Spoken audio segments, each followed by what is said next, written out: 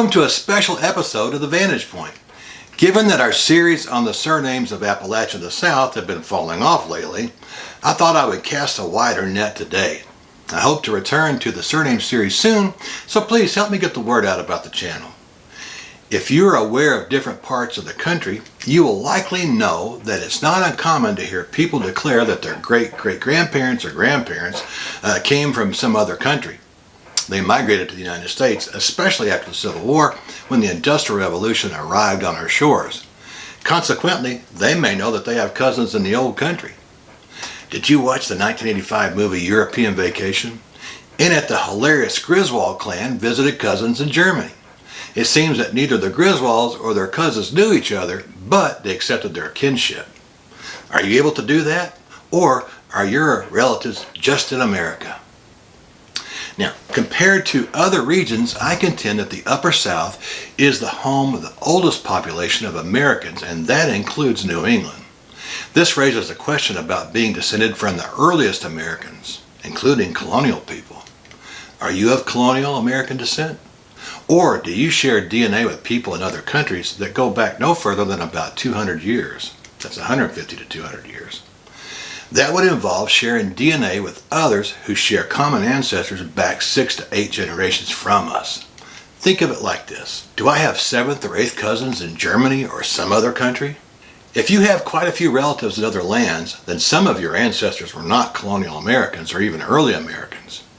If you don't have more than a few living relatives in other countries, you are a descendant of the earliest Americans.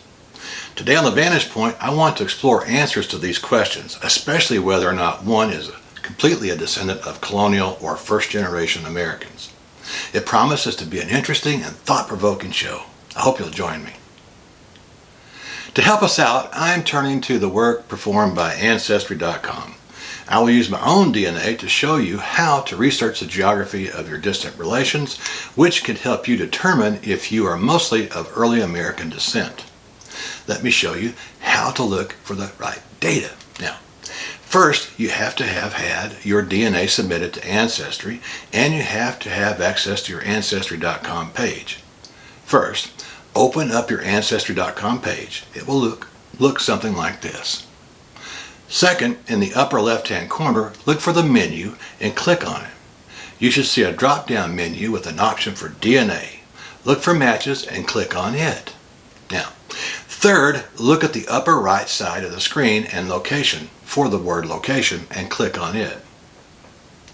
Because we're talking about the possibility of having distant relatives or cousins from anywhere in the world, we need to look at a couple of maps of the world. Here's my map from the US to Eurasia. You can see that I have fewer than 5 distant relatives in England and Australia. Next, let's look at the map for the US and the Pacific. It looks like I have fewer than 5 relatives outside of the contiguous states, but they're still on US soil in Hawaii and Alaska.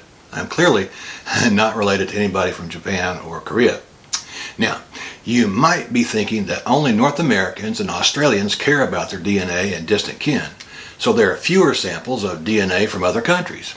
Now, there's some truth in that thought or that statement, but I think that there are enough participants from around the world to capture a picture of some 1,800 global population regions. I think we're safe in making some statements about our descent from colonial and other early Americans.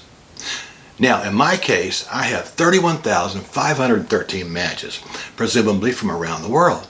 But as we saw a minute ago, that's not the case for me.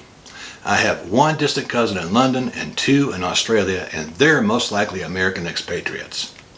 At the end of the day, I'm confident that while I may share deep ancestry with folks in Scotland, England, Ireland, and Scandinavia, in fact, I'm proud of being mostly Scottish, it's clear that all of my lines have been in America for at least 200 years.